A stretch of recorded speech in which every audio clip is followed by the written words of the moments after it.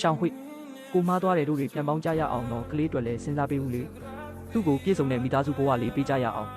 သူ့ရဲ့မျက်ရည်ဆန်းဆန်းတဲ့တရုပ်ဆောင်ချက်တွေကိုကြည့်ပြီးကျမသူ့ကိုအော်စကာဆုပဲပေးလိုက်ချင်တော့တယ်တကယ်လို့သူ့ပွဲရမှာဘာတွေလုပ်ထားလဲဆိုတာကိုကြိုးမသိခဲ့ရင်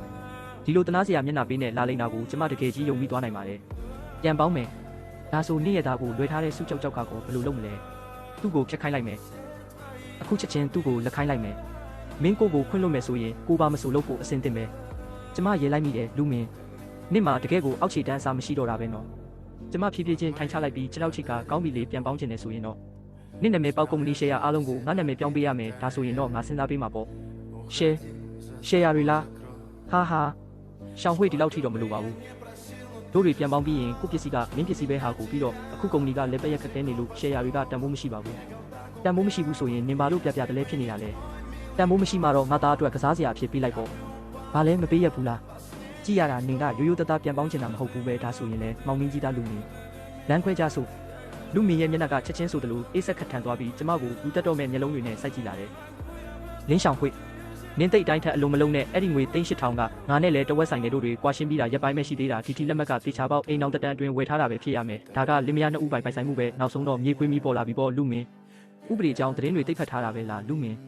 ဒီလက်မှတ်ကိုကွာရှင်းစာချုပ်ရပြီးမှဝယ်တာနင်ကိုယ်တိုင်လည်းဘေးမှာရှိနေတာပဲရဲစခန်းက CCTV တွေကိုတွားစစ်ချင်လားပတ်စံခွဲချင်တယ်ဟုတ်လားနောက်ဘဝမှာမျောလင်းလိုက်လူမင်းတယောက်ကျမပြောတာကိုစကားတခုမှပြန်မပြောနိုင်ပဲအံ့ဩသွားတယ်အဲ့ဒီနောက်သူကဒေါသကြီးနဲ့ကျမပခုံးကိုလာဆွဲဖို့ပြေးဝင်လာတယ်အဲ့ဒီပတ်စံတွေကိုငါ့ကိုပေးအဲ့ဒါငါပတ်စံနေငါရွှေတုံးတွေကိုခိုးပြီးဒီလက်မှတ်ကိုဝယ်ခဲ့တာမဟုတ်လားကျမကကြိုတင်ကာကွယ်ထားပြီးသားမို့ကိုရှောင်လိုက်ပြီးစပွဲပေါ်ကစစ်လိပ်ပြခွက်ကိုကောက်ကင်လိုက်တယ်နေငါကိုထိရဲထိကြည့်စမ်းဒီမှာ CCTV တွေအပြည့်ရှိတယ်နင့်ကိုမနှက်ဖြန်သတင်းကောင်းကြီးပိုင်းမှာပါအောင်လုပ်ပြမယ်ဆိုတာယုံလားလူမင်းရဲ့လှုပ်ရှားမှုတွေတန့်သွားတယ်သူအခုကြောက်ဆုံးကလူသိရှင်ကြားပေါက်ကြားသွားမှာပဲကုမ္ပဏီကအကျွေးရှင်တွေကသူ့ကိုကဘာပတ်ပြီးရှာနေကြတာတကယ်လို့သူဒီမှာလာပြီးပြဿနာရှာနေတာကိုသိသွားရင်အကုန်လုံးဝိုင်းအောင်လာကြမှာတေးကြတယ်သူကသွားကိုကြိတ်ပြီးကျမနှာခေါင်းတဲ့ကိုလက်ညှိုးထိုးကရှောင်ဝှေ့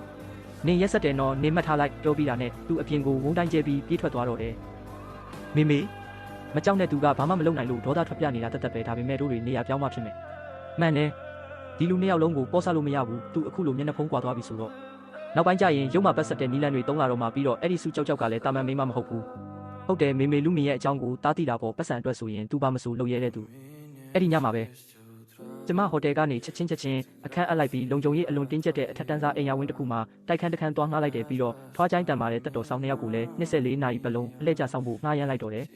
နောက်ရက်တွေမှာတော့လူမင်းတယောက်ပြဿနာတွေစပြီးရှာတော့တာပဲသူကအွန်လိုင်းကနေနက်တီဇင်တွေကိုငွေပေးဝယ်ပြီးကျမအပေါ်သတင်းအမှားတွေဖြန့်တယ်ကျမကဖောက်ပြန်လို့ဘိုက်ထဲကကလေးကသူ့ကလေးမဟုတ်ဘူးကဆိုတာရော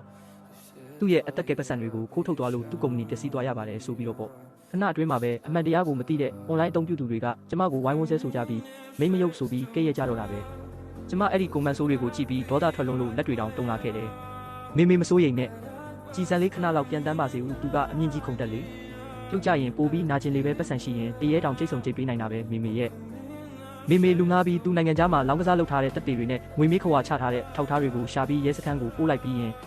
စုကြောက်နဲ့အားကစားနီးပြတို့ဟိုတယ်မှာအခန်းနံပါတ်တူယူထားတဲ့ဗီဒီယိုကိုလည်းလူမင်းစီကိုနာမည်မပါပဲပို့ပေးလိုက်တို့တွေကတော့ခွေးချင်းကြိုက်ကြတာကိုပဲထိုင်ကြည့်နေုံပဲ